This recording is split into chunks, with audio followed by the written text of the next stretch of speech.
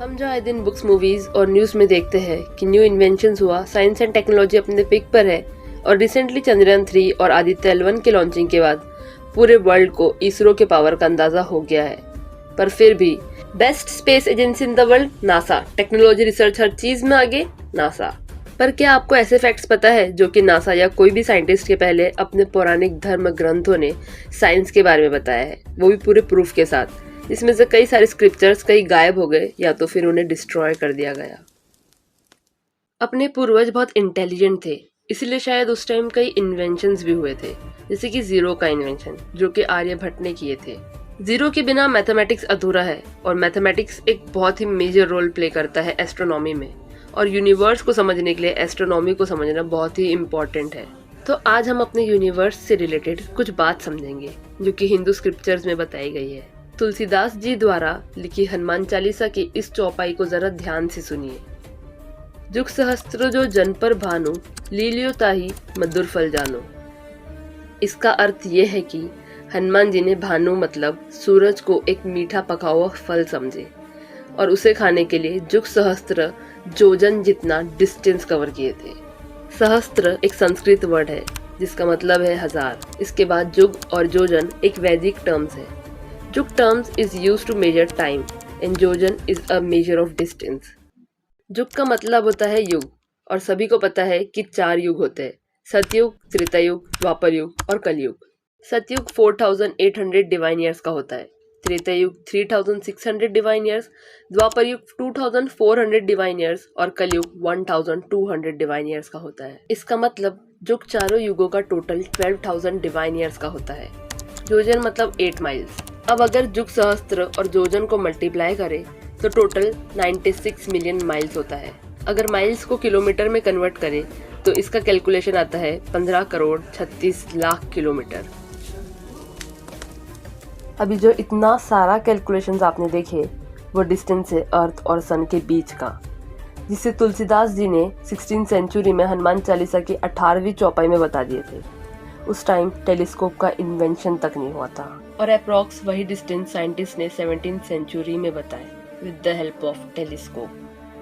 Parallel universe और multiverse जैसे concept आपने कई मूवीज में देखे ही होंगे। जिस कॉन्सेप्ट के बारे में पता चले अभी 100 साल भी नहीं हुआ, उसे अपनी पौराणिक कथाओं में हजारों साल पहले बता दिया गया। ये बात है रामायण की, जब कई साल राज करने के बाद भगवान श्री राम ने राम राज्य स्थापित कर दिए थे। क्योंकि भगवान इंसान के रूप में जन्मे थे तो उन्हें अपनी लीला खत्म कर अब वैकुंठ वापस जाना था। तो उन्हें सबसे पहले हनुमान जी का ध्यान आया, क्योंकि हनुमान जी के होते यमराज भी श्री राम को नहीं ले जा सकते थे। तब राम जी ने धरती पर एक दरार कर अपनी अंगूठी उसमें गिरा दी और फिर हनुमान जी को वो अंगूठी लाने के लिए कहा। तब हनुमान जी ने अपना सूक्ष्म रूप धारण करे और उसे लेने चले गए और जाते जाते एकदम नीचे नागलोक पहुंचे।